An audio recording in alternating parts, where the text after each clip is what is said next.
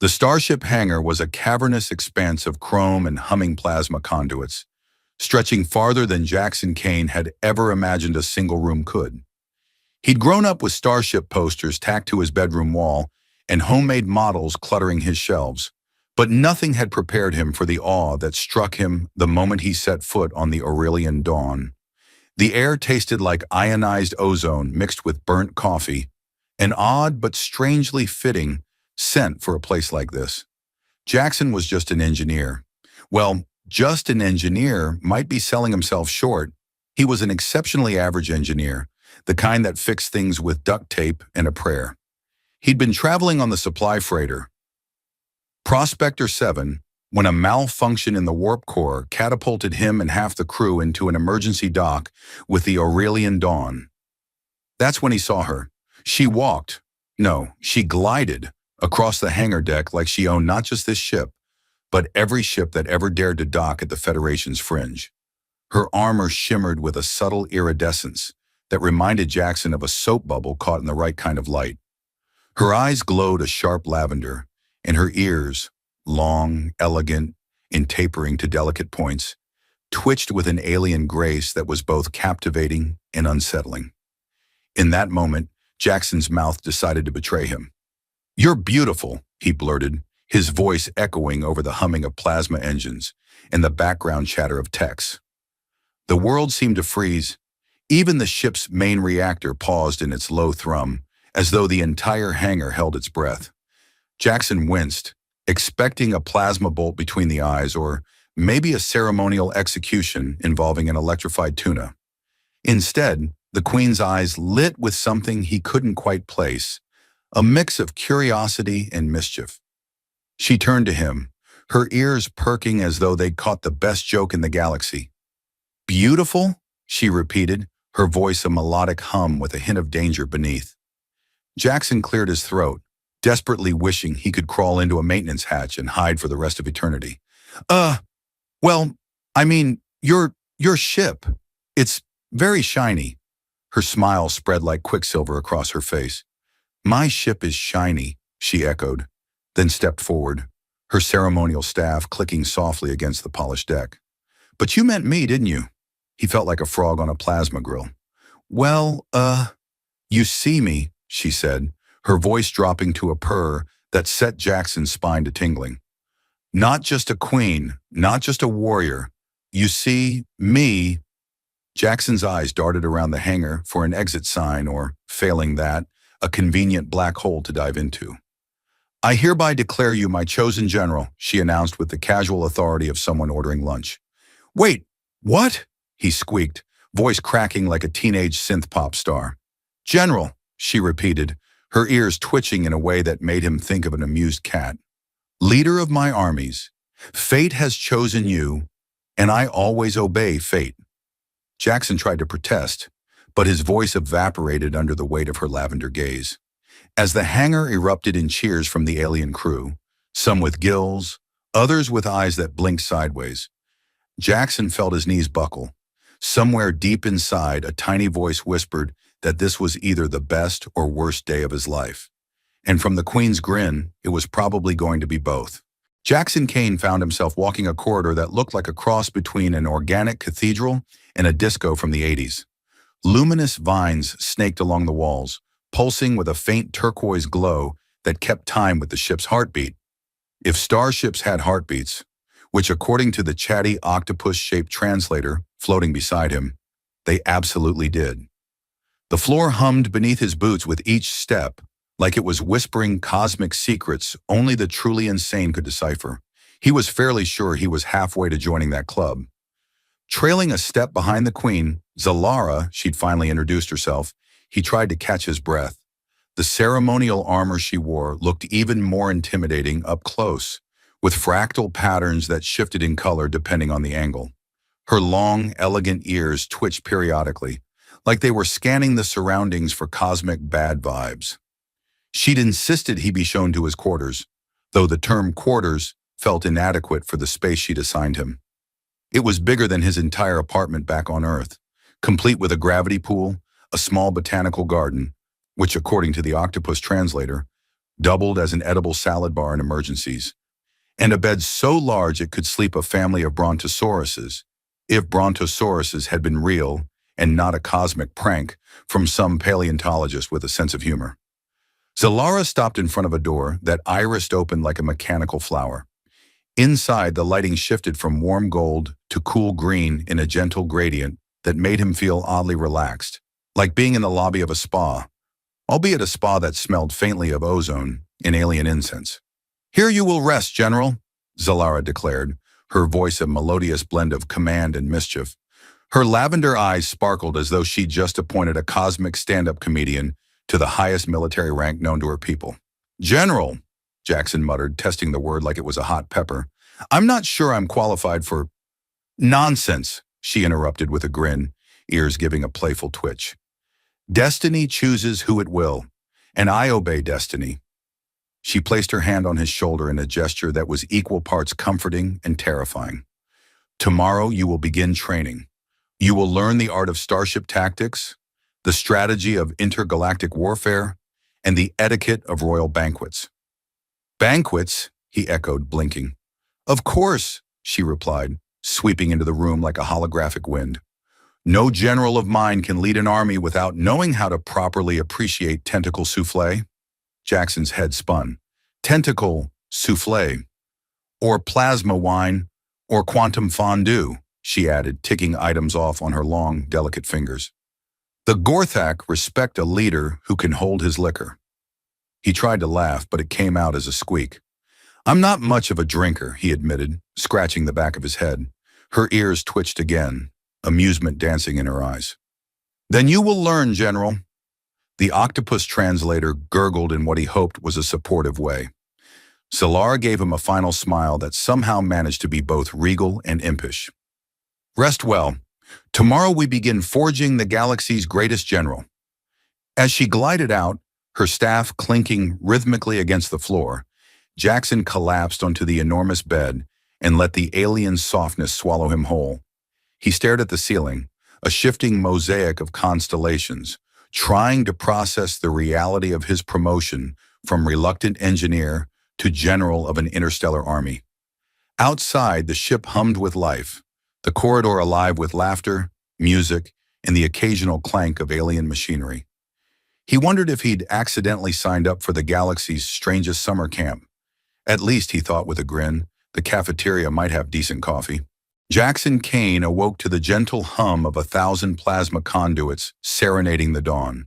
The walls of his room glowed softly, shifting from a cool teal to a warm amber, as though the ship itself had decided it was time for breakfast. He felt like the cosmic equivalent of a bug in a fancy light fixture, trapped, but somehow too fascinated to flee. He rolled out of bed and found the octopus-shaped translator floating by his side, its tentacles writhing in a rhythm that suggested either excitement or indigestion. "Good morning, General," it chirped in a voice that sounded suspiciously like a cheerful game show host. "Zalara awaits in the main tactics chamber. Shall I guide you?" Jackson rubbed his eyes and yawned. "Tactics chamber? Is that where we plan, like, actual military stuff?" The octopus bobbed enthusiastically. "Yes, and also where we eat brunch. The Queen believes a full stomach is essential for conquering planets." As they made their way through the corridor, a tunnel of organic tendrils and gleaming fiber optics, Jackson couldn't help but marvel at the ship's bizarre architecture. Walls rippled like the skin of a living creature, occasionally exhaling puffs of sweet-scented mist. He was fairly sure one corridor tried to offer him a hug at some point, its vines twitching playfully as he passed. They arrived at the tactics chamber, which looked like the inside of a starfish crossed with a retro diner. Holographic maps of the galaxy flickered above a table that resembled a pool of liquid metal. Alien officers of all shapes and sizes, some with feathers, some with scales, and one who might have been made entirely of living glass, clustered around the table, each offering polite nods as Jackson entered. Zalara stood at the head of the table, her ceremonial staff glowing like a captured star. Her long ears twitched in greeting as she regarded him with a grin. "Ah, General Kane, you're just in time. We were about to discuss the proper angle at which to invade the Gorthak's orbital foundries." Jackson scratched his head. Um, Foundries? Do they come with a user manual? A ripple of laughter spread through the room, like a wave of starlight washing over a black hole. Even Zalara chuckled, the sound musical and unexpectedly warm. No manual, I'm afraid. The Gorthak tend to improvise their defenses. That's why your human ingenuity is so valuable. Jackson felt a flush creep up his neck. Valuable, huh? I once forgot to carry the two in an engine recalculation and nearly turned a research ship into a giant coffee pot. A crystalline officer, whose voice resonated like wind chimes, leaned forward. A coffee pot might be a viable decoy, General. Jackson nearly snorted coffee through his nose. You're serious? The crystalline officer's facets twinkled. Entirely. Zalara's ears twitched with amusement. See? You're already inspiring innovative tactics. Jackson sighed, resigned to his fate as the galaxy's least qualified general. All right, let's talk foundries. What exactly do they do besides melt metal and give me heartburn? Zalara's eyes sparkled. The Gorthak foundries are crucial to their war effort. They produce plasma cannons, cybernetic enhancements, and… She paused dramatically. Synthetic tentacle wine. Jackson blinked. Tentacle wine? Do I even want to know how that's made? Zalara's grin widened. Not before breakfast. The holographic map shifted, displaying a rotating star system marked with ominous red rings. Jackson leaned in, the lines of worry on his face mingling with a grin that refused to fade. If he was going to be the galaxy's most reluctant general, at least he'd do it with a joke or two. Fine, he said. Let's figure out how to turn their foundries into a cosmic coffee pot. Jackson Kane's first training session as the galaxy's most unlikely general started with a holographic cat that had more sass than the entire Earth-based internet combined. Projected by a small disk embedded in the tactics chamber's ceiling, it purred and stretched across the command table, tail flicking with feigned disinterest. Its voice, a silken contralto, dripped sarcasm like honey. Welcome to your training, General Kane, it began, its eyes glowing an unsettling shade of neon green. Please try not to embarrass yourself, or the Queen, or the galaxy. Jackson gave the Queen, Zalara, a sidelong look, silently pleading for an escape pod. She just grinned, her long ears giving an amused flick. The training commenced with a simulation that made the most complicated starship manual look like a toddler's pop-up book. Holographic projections burst from the table like fireworks. Starships twisted and turned in impossible maneuvers. Lasers fired in dizzying arcs, and a voiceover narrated in a language that sounded like two dolphins arguing over a math test. Jackson said, raising a tentative hand. Do we have a beginner mode? Like, maybe something for engineers who failed their tactics class in high school? The cat purred, baring pixelated fangs. Beginner mode? You're in beginner mode, General Kane. Shall I activate pacifier mode? Zalara's laughter rang through the chamber like chimes in a summer breeze. Oh, let's not coddle him, she teased, her ceremonial staff pulsing with playful energy. General Kane must learn to embrace the chaos. Jackson muttered something about the universe having a very strange sense of humor. The cat paused, tilting its head in a disturbingly lifelike motion. Chaos embraced, initiating dynamic scenario.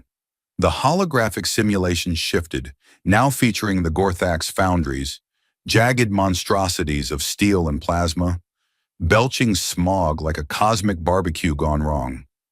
Alien ships zipped in and out of the foundries, each one sporting enough weaponry to make a battleship blush.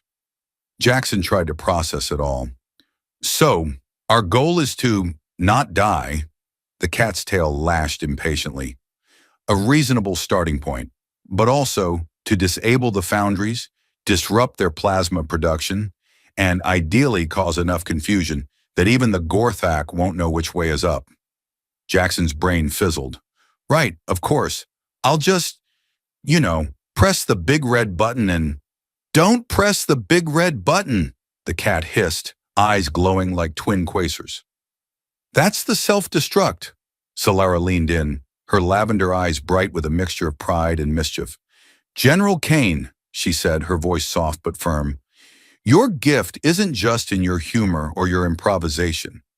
It's in your ability to see the possibilities that others miss. That is why destiny chose you. Jackson met her gaze, her long ears twitching like antennae tuned to some cosmic frequency. For a moment he saw her not just as a queen, but as a woman who carried the weight of 1,000 stars on her shoulders, and somehow found time to laugh along the way. He took a deep breath and squared his shoulders. All right, let's make some cosmic coffee out of those foundries. The cat's holographic grin widened. Simulation engaged. Good luck, General. As the simulated starships roared around him, Jackson realized he might actually be starting to enjoy himself.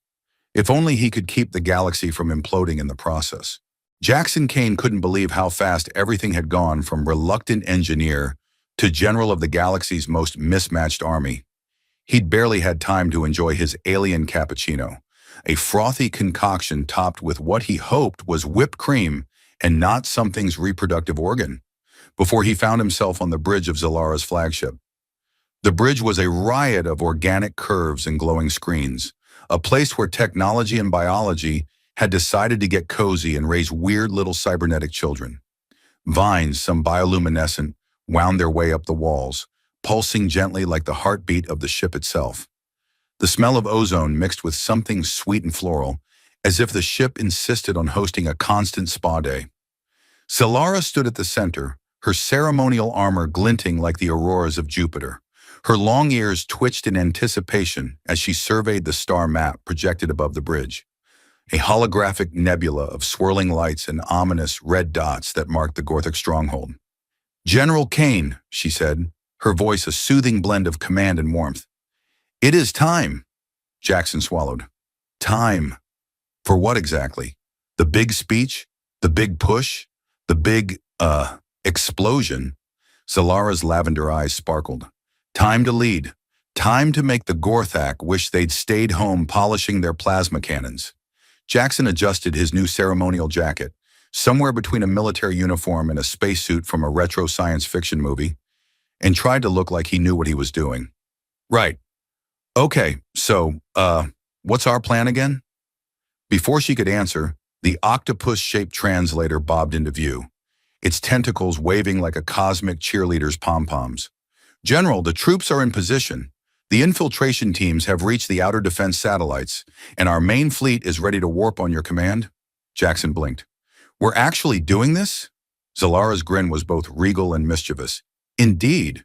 We have the element of surprise, a fleet of starships that may or may not be held together with duct tape, and a general with an uncanny ability to improvise. He tried to laugh, but it came out as a nervous squeak. Improvising? Yeah, that's my specialty.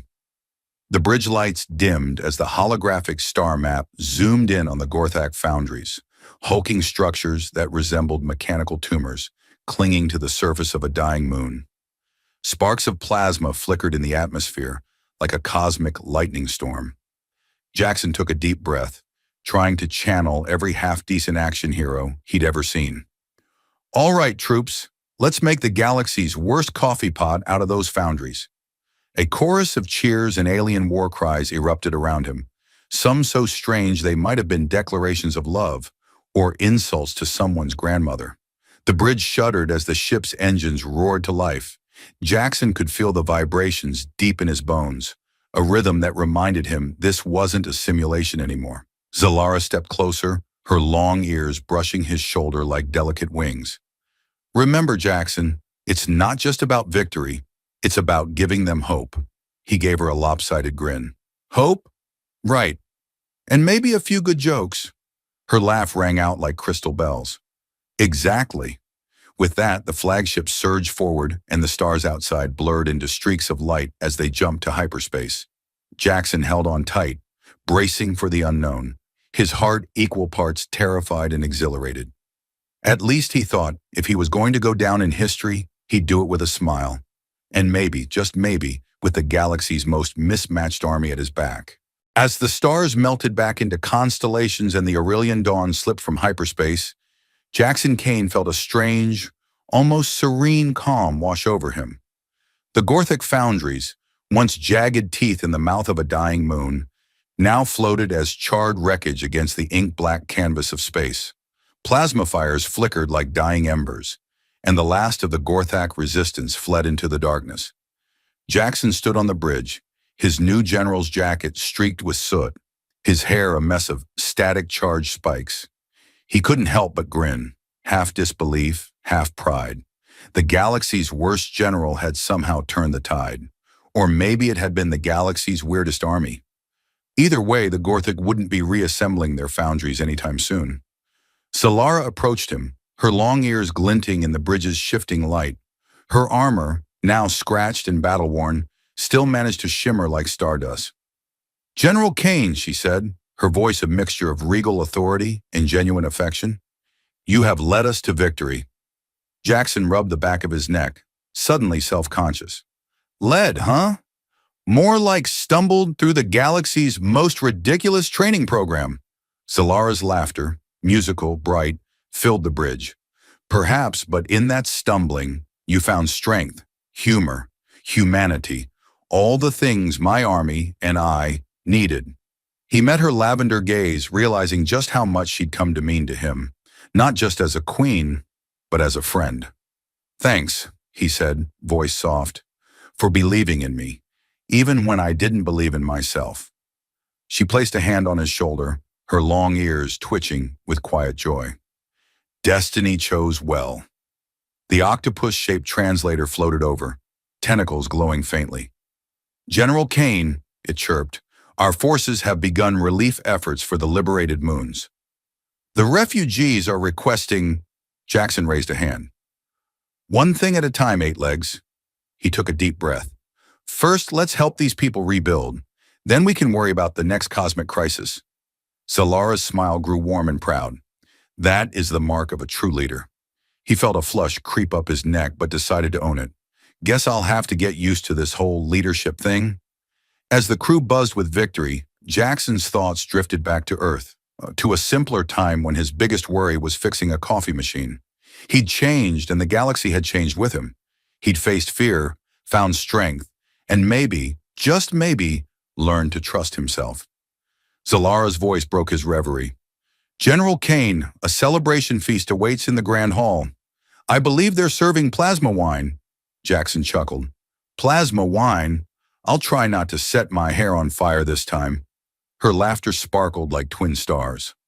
"I'll make sure to keep the ceremonial staff handy, just in case." As they walked toward the Grand Hall together, the lights of the bridge dimmed behind them, leaving only the stars outside to witness the end of one journey and the beginning of another. Jackson felt a spark of excitement deep inside. He'd started this mess with an accidental compliment, one that had turned into a destiny bigger than anything he'd ever imagined. Now he was no longer just a reluctant engineer. He was a general, a friend, and maybe in some strange cosmic way, a hero. The Aurelian Dawn sailed on, carrying its mismatched crew toward a future filled with challenges, and, Jackson hoped, plenty of jokes to keep the darkness at bay.